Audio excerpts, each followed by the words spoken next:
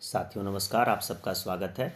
तो आज मैं एक महत्वपूर्ण बिंदु पर चर्चा करूंगा। ये जो हमारे एडेड कॉलेज में होने वाली परीक्षाएं हैं जिनको हम टीजीटी पीजीटी कहते हैं, तो इसके बारे में हम जितने तरह की इसमें सूचनाएं हैं, जितने इसमें बिंदु हैं, उस पर मैं बात करूंगा।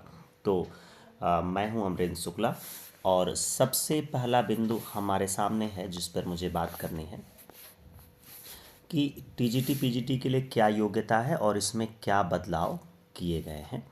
तो जैसा कि आप लोग को मुख्य बात तो पता ही है कि टीजीटी की परीक्षा देने के लिए ग्रेजुएशन प्लस बीएड होना चाहिए और वो अभी भी है। पिछली बार पहले भी यही था नियमावली में। नई नियमावली जो 2025 आई है उसमें भी यही स्थिति है 2025 की नियमावली में। देखिए, मुख्य रूप से जो मोटी मोटा परिवर्तन हुआ है वो किन बातों पे हुआ है। देखिए, एक तो हुआ है प्रवक्ता में। प्रवक्ता के लिए बीएड होना अनिवार्य है। इसके पहले प्रवक्ता के लिए चाहे वो एडेड कॉलेज की हो जिसको हम पीजीटी बोलते हैं, चाहे वो राजकीय इंटर कॉलेज में प्रवक्ता की भर्ती, उसके लिए बीएड होना अनिवार्य नहीं था। अब दोनों जगह पे अनिवार्य हो गया है। और दूसरी चीज़ें जो इसमें नई नियमावली में तमाम सारे कन्फ्यूजन थे, जो समकक्ष अहर्ता था वो शब्द ही हटा दिया गया है। अब सब क्लियर कर दिया है कि इस विषय के लिए क्या अहर्ता है, वो बिल्कुल स्पष्ट है, बिल्कुल टू द पॉइंट है। अब जैसे कई बार साइंस में बच्चे बहुत कंफ्यूज होते हैं और हिंदी में कि कहाँ पे संस्कृत किस में होना चाहिए किस में नहीं होना चाहिए, तो मैं इसमें साइंस की बात करूँगा। देखिए, अगर आप साइंस की फॉर्म भरते हैं तो अगर आपने 2 साल तक फिजिक्स और केमिस्ट्री पढ़ी है 3 साल में से, तो आप भर सकते हैं। ऐसे ही आपने एक विषय के रूप में मैथ 2 साल तक पढ़ा है तो आप मैथ का फॉर्म भर सकते हैं। इस प्रकार से कई लोग, क्योंकि देखिए जिन्होंने फिजिक्स केमिस्ट्री मैथ लिया हुआ है तो 3 साल में 2 साल तो तीनों सब्जेक्ट लेके चलने, तो दोनों के लिए अहर्य हो जाते हैं। तो इस तरह से यहाँ पर मुख्य बदलाव जो है ये है। और ऐसे ही बायो का भी अपना है, तो जैसा जिसको विषय भरना वो नियमावली वहाँ पे मौजूद है, देख सकता है। लेकिन फिर भी जो प्रवक्ता की तैयारी कर रहे थे, बीएड नहीं, उनके लिए बीएड करना अनिवार्य है। मुख्य रूप से यहाँ पे बदलाव, पहले भी प्रवक्ता में जो लोग बीएड होते थे उनको उसका लाभ मिलता था, 5 नंबर का वेटेज मिलता था, मुझे भी मिला था। अब यहाँ पर दूसरे बिंदु पर आते हैं। देखिए, टीजीटी पीजीटी के वेतनमान का अगर आप देखें तो देखो इसमें क्या है कि टीजीटी का ग्रेड पे है 4600 और प्रवक्ता का जो ग्रेड पे है वो है आपका 4800। ठीक है, ये लेवल 7 की नौकरी है और ये लेवल 8 की नौकरी है। ठीक है, ये लेवल 7 है आपका और ये लेवल 8 है। तो इसमें जो मूल वेतन मिलता है लेवल 7 की हम बात करेंगे 4600 ग्रेड पे में 44,900 और प्लस उस पर डीए और एचआरए। जैसा कि आपको पता है कि जो डीए है इस समय करीब 58% है, तो अगर ये डीए जोड़ दिया जाए और इसका जो ग्रामीण क्षेत्र का मैं सबसे मिनिमम बात करूँगा, एचआरए आपको टीजीटी में मिलेगा 1840 रुपये। तो ये सब कुछ अगर जोड़ लिया जाए तो लगभग अगर आज के डेट में कोई ज्वाइन कर रहा तो उसका वेतन 72,782 बनेगा टीजीटी में। अब इसमें क्या है कि इसमें हर साल आपका 2 बार डीए बढ़ता और एक इंक्रीमेंट 3% का लगेगा। तो ये भी जान लीजिए कि 3% का आपको इंक्रीमेंट हर साल मिलेगा। कहीं कहीं जुलाई में मिलता है, जैसा भी आप चूज करें, कहीं पे जनवरी में। ठीक है, तो इंक्रीमेंट जो होगा वो हर एक के लिए 3% है, सभी सरकारी कर्मचारियों के लिए।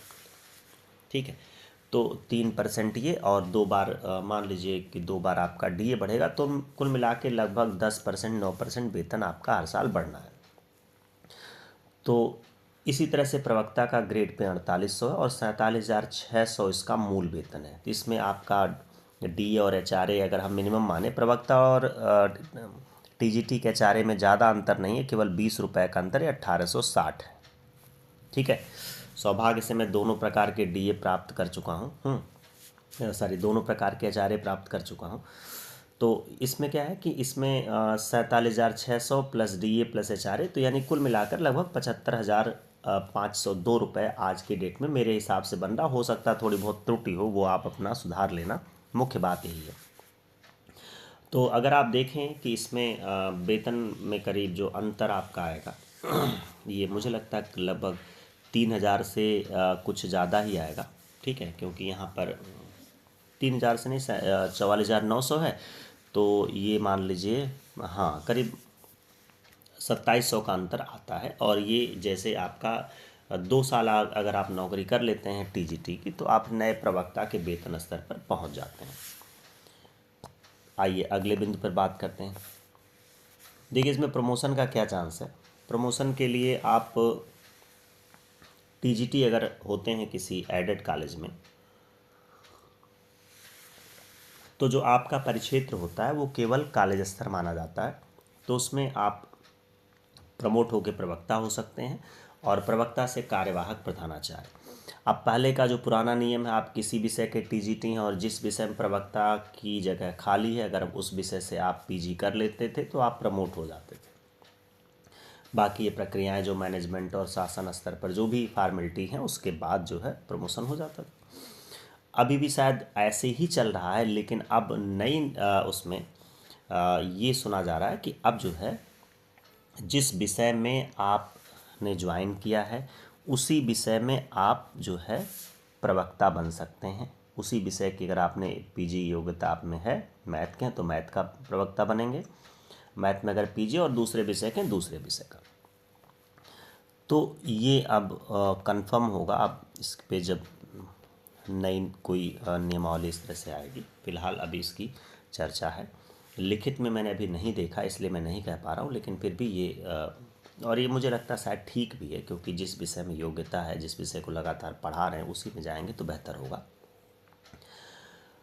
और एक और बात मैं बताऊं, जो कार्यवाहक प्रधानाचार्य होता है, जैसे एक तो आप नियुक्ति आयोग से होती है और थोड़ा वो कार्यशैली ऐसी है कि बहुत लंबे समय तक प्रधानाचार्यों की भर्ती नहीं हुई, तो लगभग सभी कार्यवाहक हैं। अभी क्या है कि इस समय 2000 मुझे लगता है 24 के बाद, या जो नई नियमावली आई है उसके बाद, अब क्या हो रहा है कि जो कार्यवाहक प्रधानाचार्य हैं उनको प्रधानाचार्य का वेतन नहीं दिया जा रहा है। वो जिस मूल पद पर है उसी वेतन में उनको कार्य करना पड़ रहा है। नहीं तो पहले बहुत अच्छा था, 7600 का ग्रेड पे था और वो आपको 90 दिन के भीतर मिल जाता। अगर आप टीजीटी भी हैं और मान लीजिए आपने इंटर कॉलेज के वैसे तो पहले प्रवक्ता होना आवश्यक होगा उसके लिए, लेकिन फिर भी अगर आपने प्रवक्ता हैं तो उसके लिए आपने अगर नए प्रवक्ता आपको कार्यवाहक प्रधानाचार्य का काम मिल गया तो आपके वेतन में भारी वृद्धि हो जाती थी, क्योंकि 7600 का ग्रेड पे बहुत होता है, 78,800 उसका स्टार्टिंग मूल वेतन है। लेकिन अब ये सब सुविधाएं हटा दी गई हैं, अब आपको उसी वेतन पे कार्य करना है। तो प्रमोशन के चांस यही हैं कि आप टीजीटी से कार्यवाहक प्रधानाचार्य तक पहुंच सकते हैं, पीजीटी से कार्यवाहक प्रधानाचार्य तक पहुंच सकते हैं। स्कूल स्तर का ही प्रमोशन होगा। वेतन लेकिन है, वेतन वृद्धि लगातार होती रहती है और जो हमारे कार्य की स्थिति है, जो कार्य के समय है, वो थोड़ा सा बाकी की तुलना में कम है और इजी गोइंग नौकरी इसलिए लोग इसको पसंद करते हैं। आइए अब अगले बिंदु पर चलते हैं। देखिए मुख्य प्रश्न तो यही होना चाहिए, 2022 के विज्ञापन के जो इस पुरानी वैकेंसी है उसकी परीक्षा कब होगी। जैसे कभी कभी ये होता है कि वो नई नियमावली पर होगी कि पुराने से जो फॉर्म भरे गए हैं वो पुराने से ही परीक्षा होगी उनकी। अब वहाँ पर मुझे नहीं लगता किस तरह का कोई बदलाव होगा, सिर्फ इसकी परीक्षा करानी है। देखिए परीक्षा इसमें क्या है, 3539 पद टीजीटी के थे, 624 पद थे पीजीटी के, मैथ के इसमें 533 पद थे।